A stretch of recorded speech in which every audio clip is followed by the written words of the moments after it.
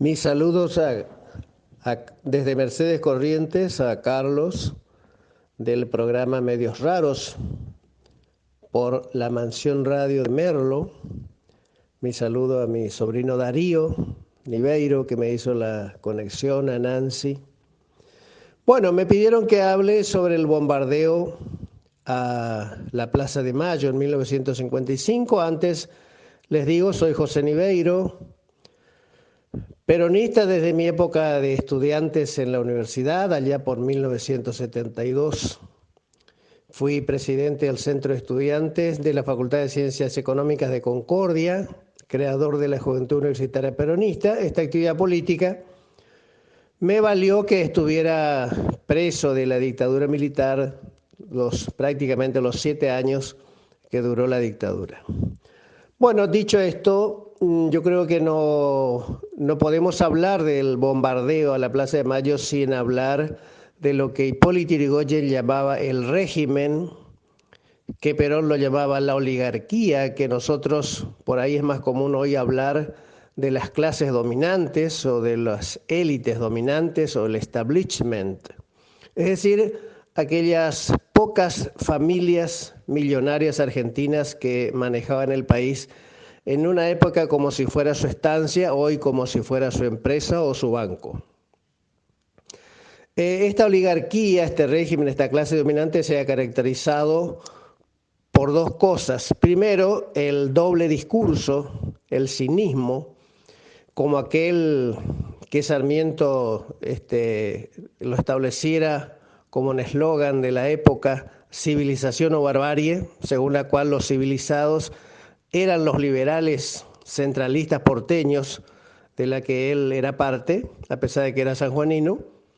Y por otra parte, los bárbaros eran los caudillos federales, los gauchos, los indios, los negros, es decir, lo que Sarmiento llamaba el populacho.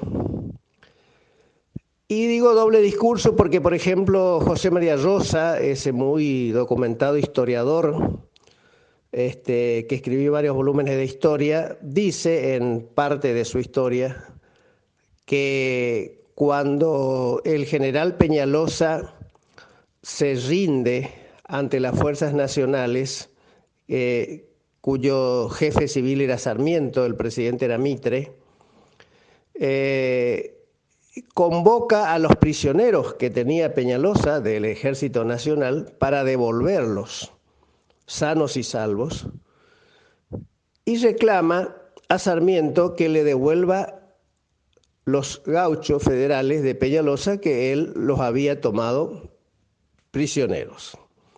La paradoja es que el bárbaro Peñalosa entregó a los prisioneros vivos y Sarmiento no pudo devolver sus prisioneros porque los había mandado a todos de huello. Bueno, pero el civilizado era Sarmiento. Y de ahí, podríamos decir, escuché en estos días al doctor Paulo Basel, después voy a tratar de comunicarlos con él, es un correntino que anda recorriendo el país hablando de los derechos sobre Malvinas y los derechos humanos. En estos días estuvo en Mercedes en una charla y dijo, habló justamente del grado, cómo fue aumentando el grado de violencia de la oligarquía en la Argentina, diciendo, por ejemplo, que en 1930, cuando el general de la oligarquía Uriburu derrocó a Irigoyen, no hubo prácticamente derramamiento de sangre. Había sido herido un cadete que se autohirió, sin querer, manejando un fusil, se hirió los pies. Pero prácticamente no hubo derramamiento de sangre. Lo echaron a Irigoyen con un desfile de cadetes desde Campo de Mayo a la Casa Rosada. En 1943, el golpe en el que participó Perón, el único golpe, podríamos decir, a favor del campo popular, tampoco hubo derramamiento de sangre. Pero ya cuando la oligarquía vio que era más difícil derrocar a un gobierno popular como era el de Perón, porque tenía mucha base popular, entonces empezó a recurrir a la violencia. El bombardeo de la Plaza de Mayo, que dejó, como ustedes saben, muchos muertos y heridos, fue una barbaridad. La primera vez que se bombardeaba a civiles inocentes, a la población civil. Eso es lo que hoy Trump llamaría terrorismo puro, ataque a la población civil indefensa. Bueno, después vino y la paradoja y digamos, el otro punto que decía era primero el doble discurso, el segundo la violencia. Venían en nombre de valores, en nombre de la República, echaron a Irigoyen, establecieron un gobierno conservador y represor y corrupto, la década infame. En nombre de la libertad atacaban a Perón, bombardearon Plaza de Mayo, fusilaron los que venían a liberar el país y a restablecer la Constitución, la República y las libertades. Fusilaron a sus propios camaradas, encabezados por el general Valle, que se levantó en defensa de Perón y de la Constitución. Fusilaron a militares desde cabo hasta generales, matando además obreros inocentes. Y bueno, y fue creciendo esa violencia hasta llegar a 1976, en lo que el documento del Partido Justicialista que presentó el entonces presidente a cargo del partido, Deolindo Felipe Vittel, y la firma del que no tiene muy buena prensa, Herminio Iglesias, era secretario del partido y firmó también un documento que se entregó a la Comisión Interamericana de Derechos Humanos en 1979.